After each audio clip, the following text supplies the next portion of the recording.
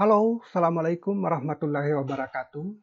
Kita jumpa lagi pada video kita kali ini. Dalam video kali ini kita akan membahas materi tentang medan magnetik. Topik kita tentang medan magnetik pada kesempatan ini, kita akan mendiskusikan beberapa penerapan dari gerak dari partikel bermuatan dalam medan listrik atau medan magnetik. Khususnya dalam topik kita ini, kita akan menekankan pada medan magnetik. Jadi, kita akan melihat beberapa penerapan dalam fisika, sifat-sifat yang dialami atau gaya yang dialami oleh partikel bermuatan ketika dia melewati sebuah daerah bermedan magnetik maupun bermedan listrik. Yang pertama adalah pada sebuah alat yang digunakan untuk memilih kecepatan partikel yang kita inginkan. Alat ini kita sebut dengan pemilih kecepatan atau detektor kecepatan atau selektor, bukan detektor tetapi selektor kecepatan. Bagaimana prinsip kerja dari selektor kecepatan ini? Pada dasarnya, sebuah selektor kecepatan terdiri atas sumber medan magnetik dan medan listrik. Di kombinasi dari medan magnetik dan medan listrik merupakan komponen utama dalam sebuah prinsip kerja pemilih kecepatan atau selektor kecepatan. Sehingga dalam alat kita ini tentu harus ada sumber atau alat yang menghasilkan medan magnetik maupun medan listrik. Dalam slide kita ini, kita lihat bahwa simbol X ini menyatakan arah dari medan magnetik yang diterapkan pada daerah ini. Karena simbolnya tanda silang seperti ini, berarti arah medan magnetik adalah masuk tegak lurus terhadap bidang slide kita. Di sisi lain, terdapat medan listrik. Jadi kita tempatkan sebuah pelat bermuatan seperti ini. Di sini ada pelat yang bermuatan positif. Kemudian di sebelah sini terdapat pelat lain yang memiliki muatan yang berlawanan, yaitu muatan negatif. Kita sudah mempelajari bahwa susunan pelat seperti ini, satu pelat bermuatan positif dan satu pelat bermuatan negatif, ini kita sebut dengan kapasitor. Dan pada daerah yang terletak di antara celah di antara kedua pelat ini, itu akan memiliki medan listrik yang besarnya seragam pada sela atau daerah di antara kedua pelat tersebut. Karena di sini muatan positif dan di sini muatan negatif, maka arah medannya seperti ditunjukkan dalam tanda panah ini, yaitu berarah dari kiri ke pelat bermuatan positif ke kanan pada pelat yang bermuatan negatif. Jadi kita punya kombinasi medan listrik dan medan magnet yang saling tegak lurus. Medan magnetiknya tegak lurus masuk menembus bidang slide kita. Medan listriknya berarah dari kiri ke kanan. Kemudian pada device kita ini atau pada alat ini, selektor kecepatan ini, terdapat sebuah sumber, source, ini adalah sumber yang menghasilkan partikel-partikel bermuatan. Kemudian terdapat sebuah slit atau celah di mana partikel bermuatan yang dihasilkan oleh sumber ini akan melewati celah ini. Jadi oleh sumber ini akan banyak sekali partikel bermuatan yang dihasilkan dengan berbagai jenis kecepatan yang dimilikinya. Kecepatan yang dihasilkan, kecepatan partikel yang dihasilkan oleh sumber ini bervariasi dan arahnya berbeda-beda. Mungkin ada yang arahnya ke kiri seperti ini, ada yang arahnya ke kanan dengan kecepatan yang berbeda-beda satu sama lain. Nah, di antara semua partikel ini, partikel yang bisa lolos melalui slit ini, itu akan diteruskan melewati daerah ini yang merupakan kombinasi dari medan listrik dan medan magnet kita tadi, yang merupakan inti dari selektor kecepatan kita. bagaimana kombinasi medan listrik dan medan magnet ini berfungsi sebagai selektor kecepatan? Mari kita dalami lebih lanjut. Misalkan terdapat sebuah partikel bermuatan positif yang bisa melewati slit ini atau celah ini sehingga dia masuk dalam daerah bermuatan ini. Ada medan listriknya dan ada medan magnetiknya. Anggap dia bermuatan positif. Nah, kita sudah tahu bahwa ketika partikel bermuatan memasuki daerah yang memiliki medan magnetik, maka akan terdapat sebuah gaya yang bekerja pada partikel bermuatan positif ini yang diberikan oleh persamaan gaya magnetik Fb ini besarnya sama dengan besarnya partikel bermuatan tersebut Q. Jadi besar muatan dari partikel tersebut, kemudian kita kalikan dengan berapa kecepatan partikel tersebut, dikali silang dengan berapa medan magnetik di mana partikel tersebut berada. Ini definisi kita yang mendasar tentang gaya magnetik yang sudah kita pelajari pada video yang lain ketika kita membahas tentang medan magnetik. Ketika kita mendefinisikan medan magnetik, kita mendefinisikannya dengan menggunakan istilah atau konsep gaya magnetik. Nah, kita sudah tahu bahwa ini adalah persamaan vektor yang memiliki besar dan arah. Besar atau nilai dari gaya magnetik ini, kita simbol Fb diberi tanda garis ini menunjukkan besar dari gaya ini, itu tentu sama dengan perkalian antara muatan Q ini dikali dengan besarnya kecepatannya dikali dengan besarnya medan magnetik dikali dengan tanda silang ini, kali silang ini menunjukkan bahwa ini harus kita kalikan dengan sinus sudut theta, yaitu sudut yang dibentuk antara vektor V ini dengan vektor B ini. Arah yang dibentuk oleh arah kecepatan dengan arah medan magnetik. Itulah sudut theta kita ini. Dalam situasi kita ini, partikel bermuatan kita ini positif, misalkan nilainya adalah Q, kemudian dia bergerak dengan kecepatan P, besarnya kecepatan P adalah V, kemudian dia berada dalam medan magnetik yang besarnya Bin ini, kita simbol dia Bin, berarti saya tuliskan di sini Bin, medan magnetik pada selektor kecepatan kita ini. Ini Bin, anggap besarnya dinyatakan dengan Bin, saya tuliskan di sini dengan Bin. Sin theta. Theta adalah sudut yang dibentuk antara kecepatan dengan arah medan magnetik. Arah medan magnetik kita masuk tegak lurus terhadap bidang dan kecepatannya ke arah atas. Berarti kita bisa bayangkan sudut yang dibentuk antara kecepatan ini, arah kecepatan dengan medan magnetik 90 derajat. Karena sin 90 derajat sama dengan 1, maka nilai ini untuk situasi kita ini sama dengan 1, sehingga pada konteks kita ini, pada situasi kita ini, kita bisa tuliskan QV kali Bin dikali 1 yang tidak perlu kita tuliskan.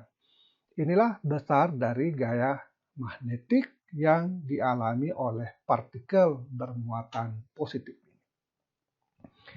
Nah, kemana arahnya?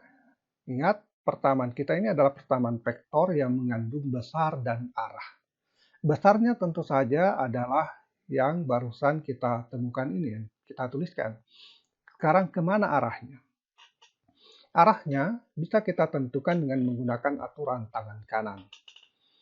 Aturan tangan kanan mengatakan bahwa jika kita meluruskan atau membuka tangan kita, maka keempat jari-jari kita itu akan menunjukkan arah medan magnetik. Jadi kalau saya gambarkan tangan kanan di sini, ini tangan kanan, keempat jari kita ini akan menunjukkan arah medan magnetik B, dan ibu jari kita ini akan menunjukkan arah V. Kemudian arah gaya itu akan keluar dari telapak tangan ini. Ini aturan tangan kanan yang sudah kita lihat pada materi kita sebelumnya.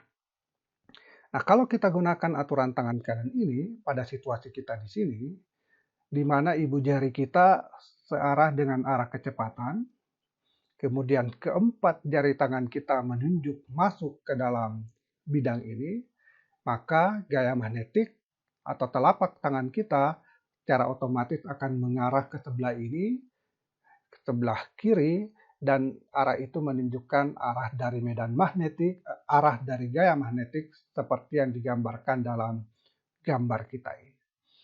Jadi dengan menggunakan aturan tangan kanan, besar gaya magnetik yang dialami oleh partikel bermuatan ini arahnya ke sebelah kiri dengan nilai gaya atau besar gaya yang dialaminya sebesar persamaan ini. Di sisi lain, karena terdapat medan listrik, maka partikel ini selain mengalami gaya magnetik, juga sekaligus mengalami gaya listrik. Jadi selain mengalami gaya magnetik ke sebelah kiri, dia juga mengalami gaya listrik. Berapa besar gaya listrik?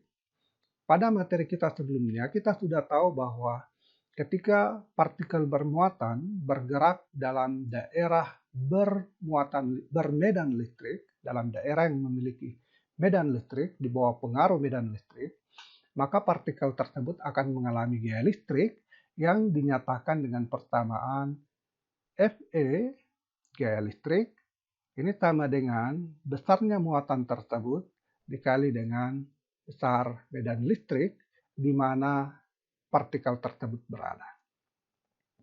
Nah, dari persamaan ini kita lihat bahwa arah dari gaya listrik ini tentu searah dengan arah medan.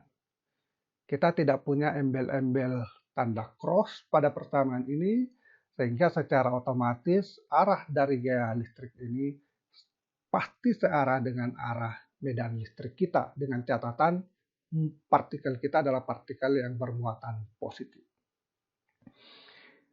Jadi besar dari gaya listrik yang dialami oleh partikel ini, Fe, ini sama dengan, jadi saya tuliskan di sini besarnya, gaya listrik yang dialami oleh partikel bermuatan kita, muatan positif, itu sama dengan besarnya muatan tersebut dikali dengan medan listrik tempat dia berada. Berapa besar medan listrik ini? Inilah gaya atau besar gaya listrik yang dialami oleh partikel.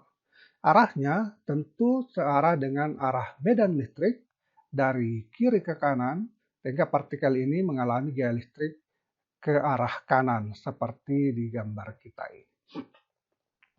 Nah, jadi ketika partikel bermuatan ini, yang bermuatan positif, memasuki daerah selektor kecepatan kita, maka partikel ini akan mengalami gaya magnet yang menariknya ke kiri, sekaligus mengalami gaya listrik yang menariknya ke kanan. Pada dasarnya, selektor kecepatan atau pemilih kecepatan ini itu dibuat dengan mensyaratkan besar gaya magnetik yang dialami oleh partikel itu dibuat seimbang dengan gaya listrik yang dialami oleh partikel ini. Jadi sebuah pemilih kecepatan atau selektor kecepatan itu diatur sedemikian sehingga gaya magnetik yang dihasilkan oleh medan magnet ini itu besarnya sama dengan gaya magnetik yang dihasilkan oleh medan listrik tersebut. Sehingga kita bisa tuliskan karena gaya magnetik harus sama dengan gaya listrik, jadi gaya magnetik dibuat seimbang dengan gaya listrik yang dialaminya, dengan kata lain gaya magnetik ini harus sama dengan gaya listriknya, maka kita bisa tuliskan bahwa QVB yang merupakan besar atau nilai dari gaya magnet yang dirasakan oleh partikel bermuatan ini itu harus sama dengan Q kali E, yaitu besar atau nilai dari gaya listrik yang dialami oleh partikel bermuatan kita ini. Nah, dari persamaan ini kita bisa tuliskan bahwa V, kecepatan yang dihasilkan itu sama dengan perbandingan antara medan magnetik perbandingan antara medan listrik E dibagi dengan medan magnetiknya. Jadi pada prinsipnya, pada selektor kecepatan, kita membuat medan listrik dan medan magnetik itu sedemikian sehingga gaya yang dihasilkan oleh masing-masing medan tersebut menjadi seimbang. Kita perhatikan sekali lagi di sini, jadi ketika terdapat sebuah partikel bermuatan masuk dalam daerah yang bermedan magnetik dan bermedan listrik ini, maka partikel bermuatan ini akan mengalami gaya magnetik ke sebelah kiri sekaligus gaya listrik ke sebelah kanan. Alat yang kita sebut sebagai pemilih kecepatan atau selektor kecepatan itu diatur sedemikian sehingga agar dia berfungsi sebagai pemilih kecepatan, maka dia harus diatur agar gaya magnet ini seimbang dengan gaya listriknya atau FB sama dengan FE. Nah, kalau kita buat ini seimbang, maka kita akan memperoleh kecepatan yang setara atau kecepatan yang dimiliki oleh partikel tersebut itu akan dinyatakan oleh perbandingan antara medan listrik dibagi dengan medan magnetik. Sekarang kita lihat bagaimana situasi ini bahwa kecepatan yang dihasilkan pada pemilih kecepatan ini bisa menghasilkan alat yang kita sebut dengan selektor kecepatan. Oke, jadi misalkan ketika partikel yang lepas dari sumber ini lolos ke slit ini, dia tentu memiliki kecepatan yang bervariasi. Jadi kecepatan yang keluar dari sumber ini, kecepatan partikel bermuatan yang keluar dari sumber ini akan memiliki kecepatan yang berbeda-beda. Nah, di sisi lain, pada alat kita ini, pada selektor kecepatan kita ini, kita sudah menentukan nilai E per B. Jadi kita sudah mengatur nilai medan listrik pada alat kita ini nilainya sekian. Kita sudah mengatur nilai medan magnetiknya sekian. Nah, itu berarti perbandingan antara nilai medan listrik E dan nilai medan magnetik pada selektor kecepatan ini itu akan mensyaratkan semua partikel yang lewat pada alat ini hanya akan memiliki kecepatan yang sama dengan perbandingan antara medan listrik dibagi dengan medan magnetiknya. Oke, sekarang ada partikel yang bergerak melewati slit ini, lolos dari slit ini dan masuk ke selektor kecepatan. Jika karena kecepatan dari partikel kita yang lolos di sini tidak bisa kita tentukan nilainya, anggaplah partikel bermuatan ini memiliki kecepatan yang lebih besar dari V ini. Jadi anggap kecepatannya, saya tuliskan PE, kecepatan E ini adalah kecepatan partikel yang lolos di sini, itu lebih besar daripada V yang disyaratkan oleh selektor kecepatan kita ini. Artinya, karena VE lebih besar daripada V, maka gaya magnetik yang dirasakan oleh partikel tersebut itu akan lebih besar daripada gaya listriknya. Karena VE-nya lebih besar. Ingat, gaya listrik ini dinyatakan oleh persamaan ini. Semakin besar V, semakin besar, gaya magnetiknya dinyatakan oleh persamaan ini. Sehingga semakin besar V, semakin besar gaya magnetnya. Sementara itu kita sudah mengeset bahwa pada alat ini dia hanya akan meloloskan nilai kecepatan V ini yang ditentukan oleh besar medan listrik dan besar medan magnetiknya. Nah, ada partikel bermuatan dengan kecepatan PE yang lebih besar dari P yang sudah ditentukan di sini. Berarti gaya magnetiknya, FB-nya, lebih besar daripada FE. Karena itu, partikel tersebut yang kecepatannya lebih besar daripada V ini akan menyimpang ke sini. Kalau misalnya kecepatan partikel yang keluar dari sini adalah lebih kecil daripada P ini, maka tentu saja nilai QVB atau gaya magnetik dari partikel tersebut akan lebih kecil daripada gaya listriknya. Karena lebih kecil daripada gaya listriknya, berarti gaya listrik ini akan cenderung menarik partikel tersebut untuk menyimpang ke kiri.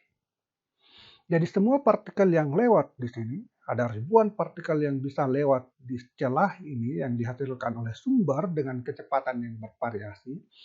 Semua partikel yang kecepatannya lebih besar daripada kecepatan P yang sudah ditetapkan pada alat ini, itu akan menyimpang ke sebelah kiri, dan yang kecepatannya lebih kecil daripada alat yang sudah kita tetapkan pada selektor kecepatan kita, itu akan menyimpang ke sebelah kanan.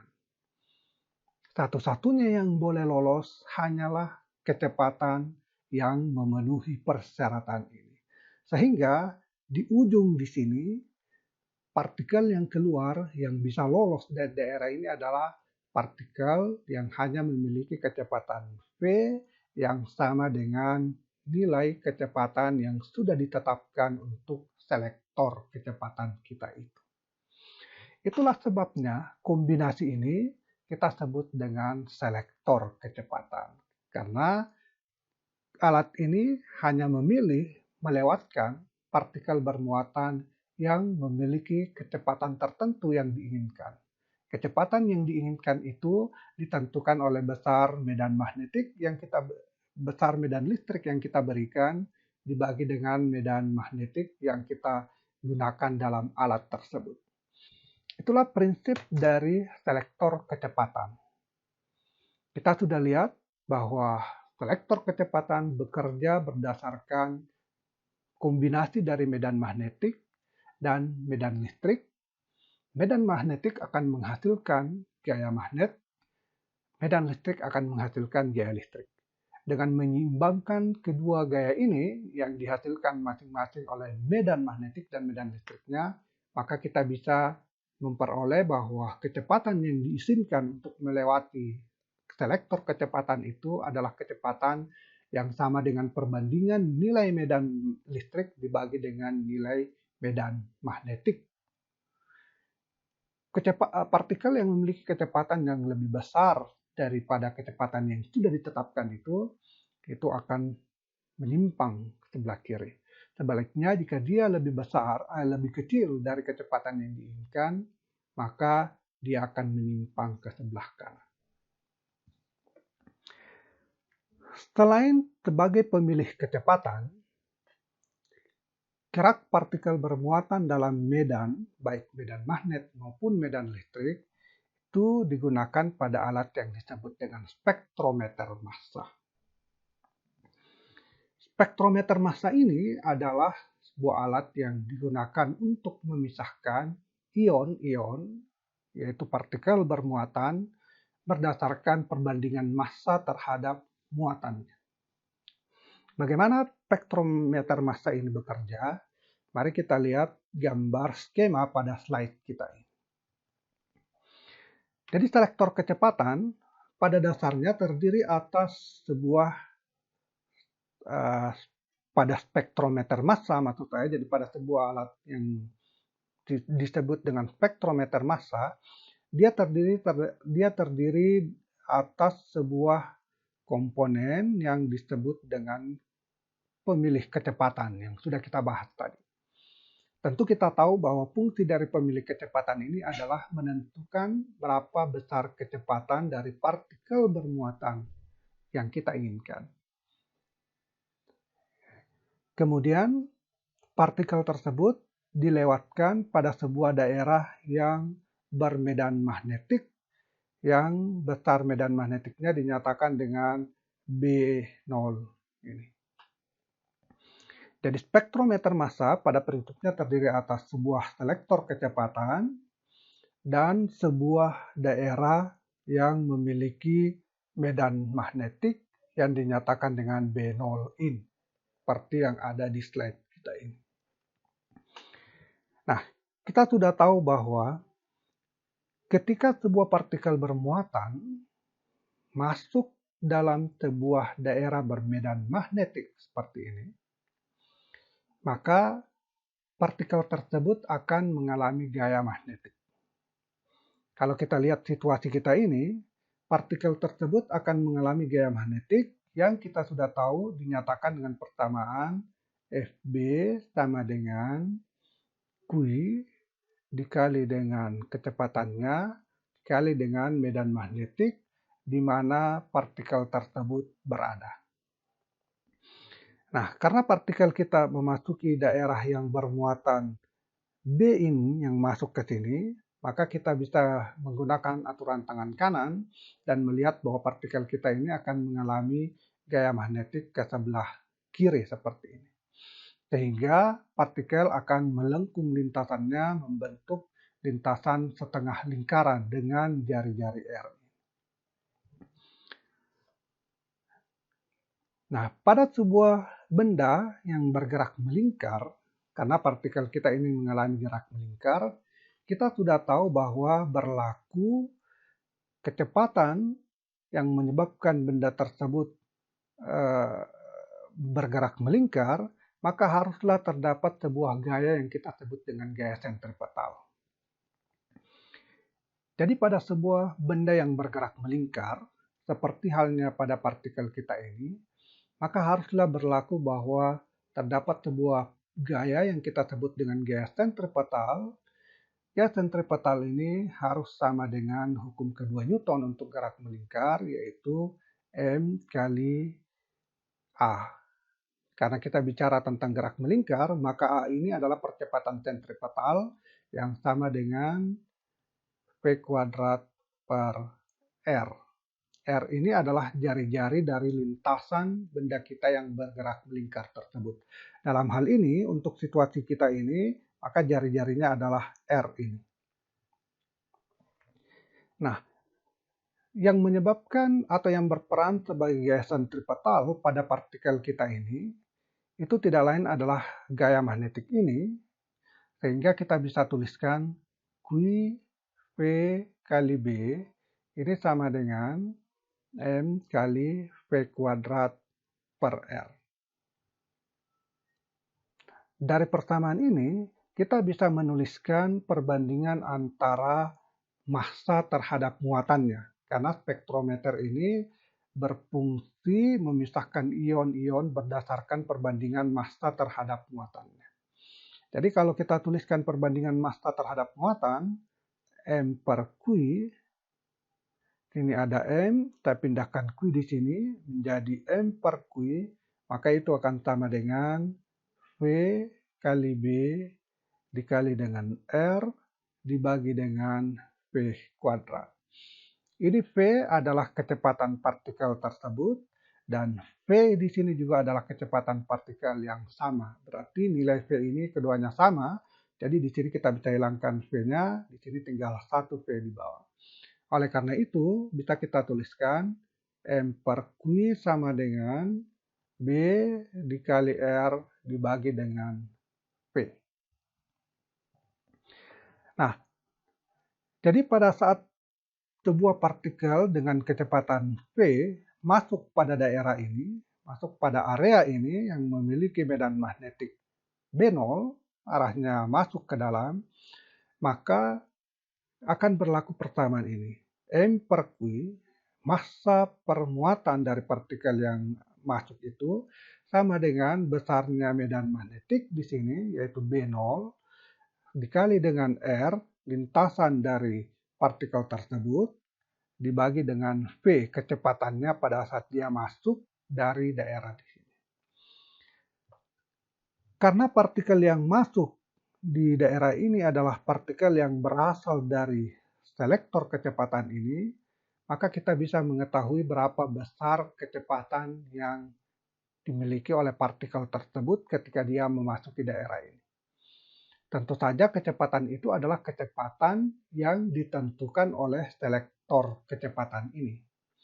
Dan kita tahu bahwa pada sebuah selektor kecepatan, kecepatan yang diloloskannya itu adalah kecepatan yang memenuhi V sama dengan Besarnya medan listrik dalam selektor kecepatan tersebut dibagi dengan medan magnetik dalam selektor kecepatan tersebut. Nah, karena medan magnetik dalam selektor kecepatan kita beri simbol dengan Bin, berarti di sini tentu saja maksudnya adalah Bin, dan medan listriknya dinyatakan dengan E. Sehingga kalau kita substitusikan ke dalam kepersamaan ini, maka kita akan mendapatkan bahwa perbandingan massa atau rasio massa terhadap muatan pada bagian ini itu bisa kita nyatakan dengan persamaan B kali R per V. B ini tentu saja adalah medan magnetik pada daerah ini yang diberi simbol dengan B0. Sehingga di sini adalah B0 dikali dengan R dibagi dengan V. V ini adalah kecepatan yang dimiliki oleh partikel setelah dia melewati selektor kecepatan. Berarti kecepatan partikel ini pasti sama dengan kecepatan yang disyaratkan oleh selektor kecepatan ini. Oleh karena itu, kalau kita substitusikan nilai V ini ke dalam sini, akan kita peroleh bahwa M per Q ini akan sama dengan B, yaitu medan magnetik ini, jadi B0, dikali dengan ini ada medan di sini, berarti dikali dengan Bin, dikali dengan R, dikali dengan E, medan listrik E. Jadi kita bisa tuliskan bahwa perbandingan antara massa dan muatan untuk situasi kita ini itu dinyatakan dengan persamaan ini. Seperti yang sudah kita analisis di sini. Begitulah spektrometer massa kita bekerja. Jadi spektrometer massa ini memisahkan ion-ion berdasarkan perbandingan massa terhadap muatannya. Spektrometer ini berfungsi dengan cara menerapkan sifat dari partikel bermuatan ketika melewati medan. Spektrometer massa ini terdiri atas dua bagian. Yang pertama adalah selektor kecepatan yang berfungsi menentukan kecepatan partikel yang kita inginkan. Kemudian partikel dengan kecepatan tertentu tersebut kita lewatkan pada sebuah daerah medan magnetik, sehingga partikel tersebut sesuai dengan sifatnya ketika partikel bermuatan melewati daerah bermedan magnetik, maka dia akan menyimpang, lintasannya membentuk lintasan berupa lingkaran. Dalam hal ini setengah lingkaran karena kita hentikan dengan menggunakan sebuah detektor dari partikel kita tersebut ketika sampai di bagian ini. Itulah prinsip kerja dari spektrometer massa. Besar perbandingan antara massa dan muatannya itu sama dengan R dikali dengan B0. B0 adalah medan yang ada di sini. Dikali dengan B. B adalah medan magnetik pada selektor kecepatan. Dibagi dengan E. E adalah medan listrik pada selektor kecepatan. Selanjutnya adalah sebuah alat yang disebut dengan siklotron. Jadi selain selektor kecepatan dan spektrometer massa, alat lain yang akan kita diskusikan adalah alat yang disebut dengan siklotron. Siklotron ini adalah alat yang digunakan untuk mempercepat partikel bermuatan agar dia memiliki kecepatan yang sangat tinggi. Dalam eksperimen di fisika, kadang-kadang kita membutuhkan sebuah partikel bermuatan yang memiliki kecepatan yang sangat tinggi. Untuk menghasilkan partikel dengan kecepatan yang sangat tinggi tersebut, digunakan alat yang disebut dengan siklotron. Bagaimana mekanisme kerja dari siklotron ini? Kita bisa lihat berikut ini. Pada prinsipnya, sebuah siklotron terdiri atas dua buah bidang atau dua buah bagian yang disebut dengan D. Jadi kalau seperti yang kita lihat di gambar kita ini, nah kalau kita lihat dari atas, ini pandangan kita dari arah sudut tertentu. Sekarang kalau kita lihat persis dari atas, maka akan kelihatan kira-kira seperti ini. Siklotron ini terdiri atas dua bentuk bidang yang bentuknya huruf D ini, makanya disebut dengan D. Pelafalan dalam bahasa Inggris dari huruf D, D. Ini ada dua D yang di sebelah sini dan D yang di sebelah kiri. Nah, D ini terbuat dari bahan konduktor. Pada D ini dihubungkan dengan sebuah osilator atau sebuah sumber tegangan bolak-balik. Jadi di siklotron kita ini untuk tiap D-nya ini dihubungkan dengan sumber tegangan bolak-balik atau kita sebut dengan osilator. Guna dari osilator ini adalah untuk mengubah-ubah tegangan dari D kita ini. Untuk apa kita ubah-ubah tegangannya? Itu merupakan prinsip dasar dari siklotron itu sendiri. Untuk lebih jelasnya kita lihat berikut ini. Jadi siklotron ini kita tempatkan pada sebuah daerah bermedan magnetik. Kita lihat di sini arah medan magnetiknya ke atas, sehingga kalau kita pandang dari atas, jadi kalau kita lihat alat kita ini dari atas, sehingga tampak seperti ini, maka titik-titik ini menunjukkan sebuah vektor medan magnetik yang arahnya keluar dari bidang menuju ke kita. Jadi sebelumnya kita memberikan simbol silang seperti ini, berarti vektor itu masuk meninggalkan kita tegak lurus terhadap bidang. Nah, sekarang kita menggunakan simbol titik ini menunjukkan bahwa vektor itu keluar tegak lurus ke arah kita. Nah, maksud saya bukan keluar, tapi menuju ke kita, ke arah kita. Seperti yang terjadi atau yang kita alami pada situasi kita dalam gambar ini. Jadi dua buah D ini yang merupakan komponen dari siklotron diletakkan dalam medan magnetik yang mengarah ke kita secara tegak lurus terhadap bidang ini. Nah, misalkan pada daerah di sini kita melepaskan sebuah partikel bermuatan listrik. Nah, fungsi dari sumber beda potensial ini adalah menghasilkan beda potensial antara kedua D. Anggaplah mula-mula di sini D-nya bermuatan positif dan di sini D-nya bermuatan negatif. Akibatnya adalah di antara ini, di celah-celah ini, itu akan terdapat medan listrik yang arahnya dari kanan ke kiri.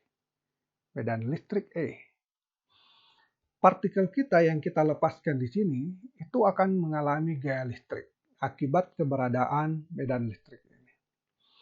Nah, keberadaan gaya listrik itu akan menyebabkan partikel kita ini dipercepat dari daerah sini ke di sebelah kiri.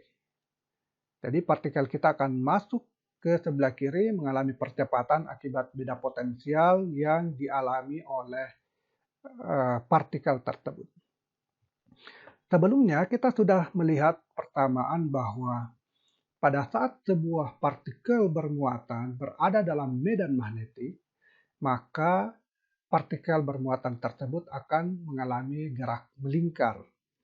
Gerak melingkar dengan jari-jari yang dinyatakan oleh persamaan R sama dengan jari-jari lintasan dari partikel tersebut, itu sama dengan R sama dengan massa dari partikel tersebut dikali dengan kecepatannya dibagi dengan muatan partikel tersebut dikali dengan medan magnetik di mana partikel tersebut berada.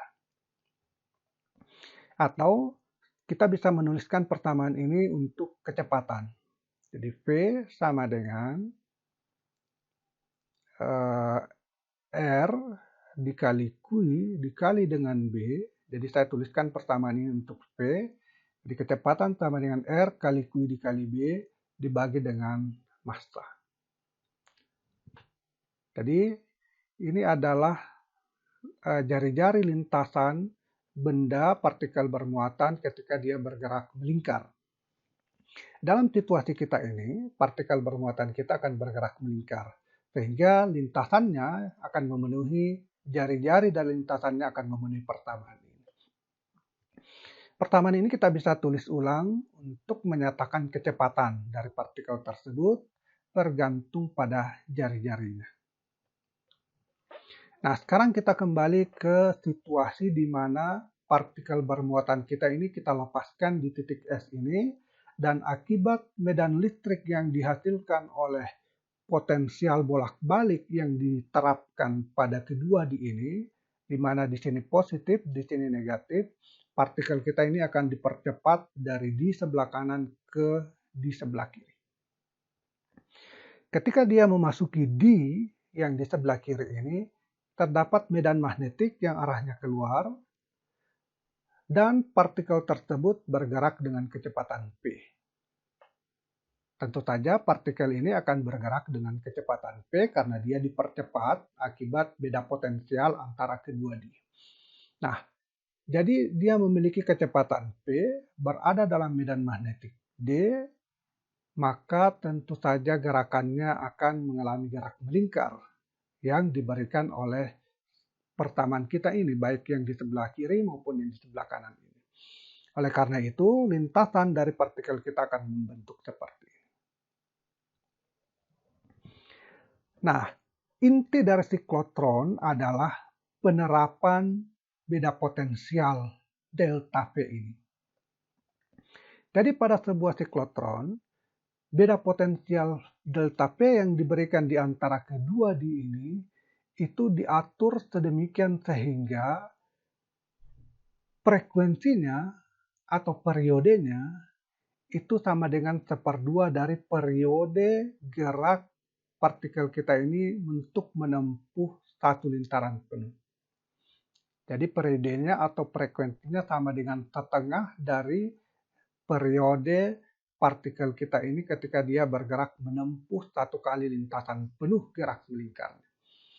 Dengan kata lain, periode dari osilator kita atau periode dari beda potensial yang kita terapkan pada kedua di ini itu diatur sedemikian sehingga dia akan membalik polaritasnya saat partikel berada di ujung di sini.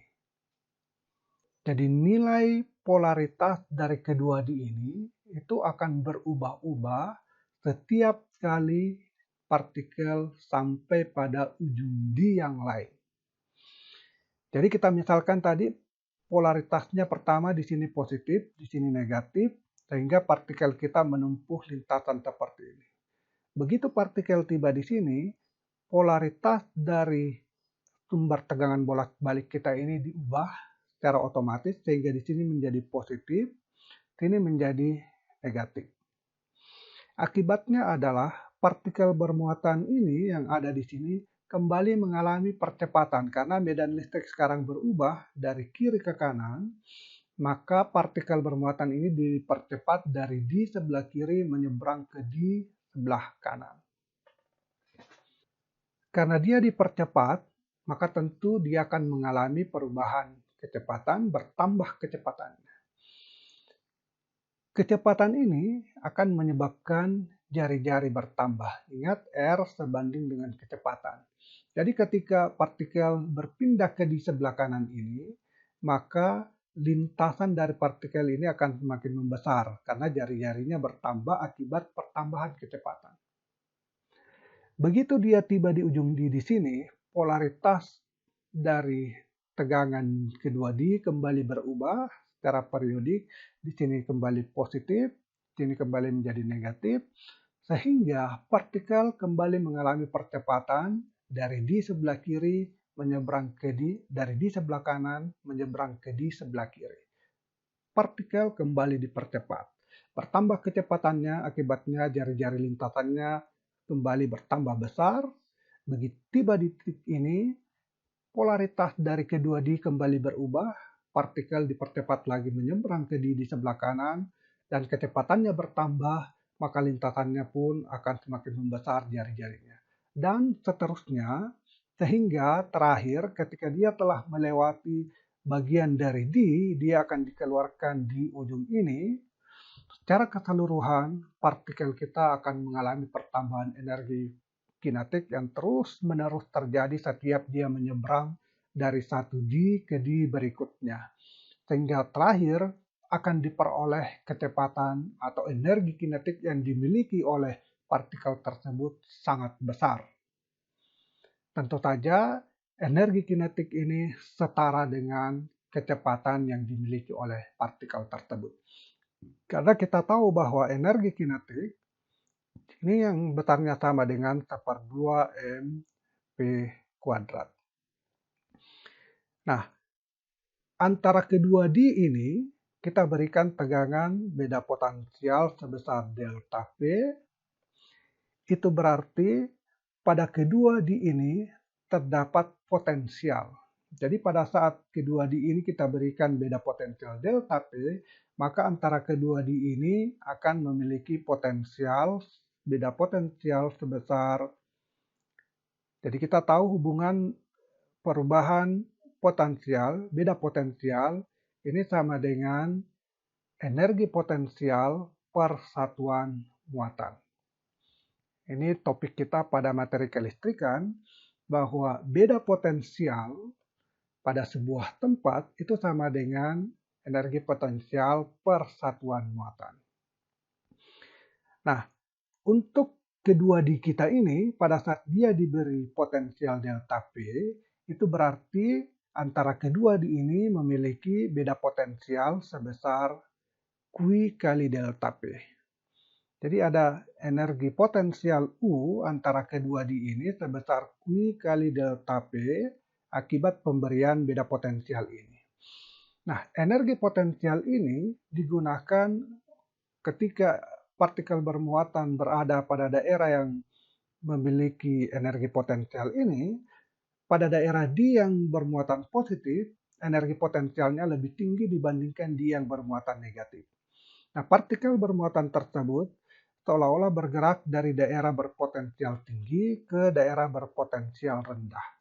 Perubahan energi potensial tersebut diubah menjadi energi kinetik. Sehingga kita bisa menuliskan bahwa energi kinetik yang dimiliki oleh D setiap saat ketika dia menyeberang, setiap D tersebut, setiap kali siklus dia menyeberang D, dia akan memperoleh energi kinetik sebagai perubahan dari energi potensialnya. Sehingga ini sama dengan Q dikali dengan delta P. Nah, karena kecepatan dari partikel kita adalah P kuadrat, memenuhi persamaan ini, sehingga kalau saya tuliskan energi kinetiknya yang sama dengan 1/2 mv kuadrat, ini akan sama dengan 1/2 dikali dengan M dikali dengan P kuadrat yang diberikan oleh ini, R dikali dengan muatannya dikali dengan medan magnetiknya dibagi dengan N, tapi ini harus kita kuadratkan. Ini juga kita harus kuadratkan. Kemudian kita kali dengan, ini M ini adalah M dari energi kinetik, berarti ini tidak dikuadratkan, hanya ini yang dikuadratkan. Nah, nanti kita akan peroleh hasil yang sama dengan seperti ini. Jadi Q kuadrat sama dengan B kuadrat kali R kuadrat dibagi dengan 2M. Inilah nilai energi kinetiknya.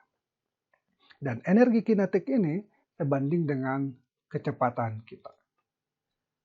Berarti bisa kita bayangkan berapa besar energi kinetik yang dihasilkan oleh partikel kita ini ketika kita membuat D yang ukurannya sangat besar, sehingga partikel tersebut berulang-ulang berpindah-pindah antar D sampai dia bisa keluar dari lintasan D tersebut. Begitulah prinsip kerja dari siklotron. Pada dasarnya, siklotron menggunakan prinsip sebuah partikel bermuatan dilewatkan dalam sebuah medan magnetik.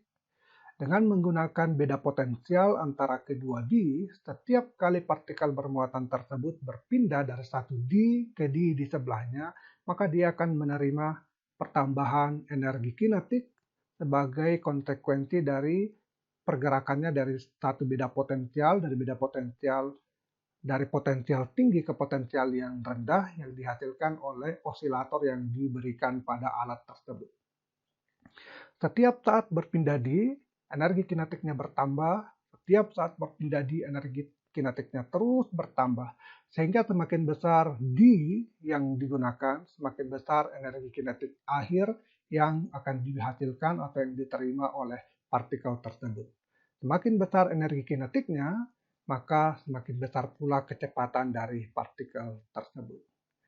Begitulah prinsip dari siklotron, salah satu alat yang menerapkan sifat dari partikel bermuatan ketika dia melewati medan magnetik.